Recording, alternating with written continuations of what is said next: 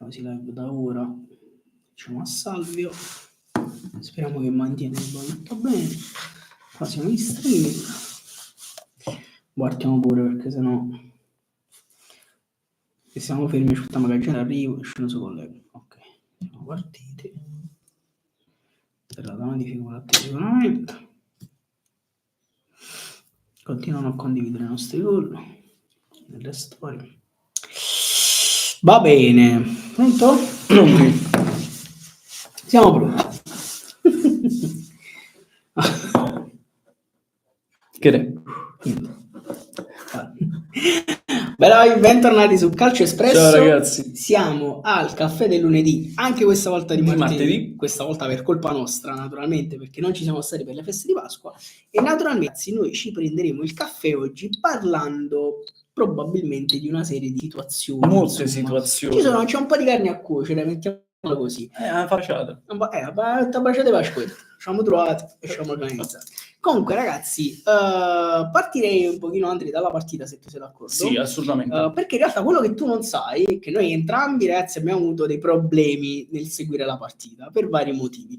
La cosa divertente è che Andrea diciamo non ha focalizzato è che lui ha visto bene il primo tempo, sì, esattamente, e io ho visto bene il secondo perché io ho avuto problemi col primo. Ci completiamo. Ci siamo completati sotto questo punto di vista perché Andrea ha avuto un problema di macchine, esatto. Di pronto soccorso stradale, mettiamola così, per il secondo tempo, e io ho avuto problemi di connessione nel primo tempo, cioè per farvi capire, per seguire la partita io ero in Calabria, insomma, da alcuni parenti, siamo dovuti andare col tablet sul lungomare, diciamo, perché era l'unico punto in cui prendeva, si può stare con il telefono così, dice ok, dove prende qua, fermi, in macchina, tablet sopra il cruscotto e ne apriamo la partita. Questa è stata la situazione, ragazzi. Era meglio se ti connetti dalla radio, forse la seguivamo i vecchi metodi, però non avrei potuto vedere il gol di McTominay. Il gol di McTominay, che devo purtroppo dire è stata praticamente l'unica cosa bella insieme a poche altre della partita. Allora, già inizio a dire che se ci fossero 6 McTominay e 5 Raspadori, il Napoli potrebbe giocare benissimo. Se ci fosse. No, il primo tempo è stato, mi stavo veramente deprimendo, ma non tanto per la prestazione, anche per la prestazione, ma soprattutto per ciò che non riuscivamo a costruire.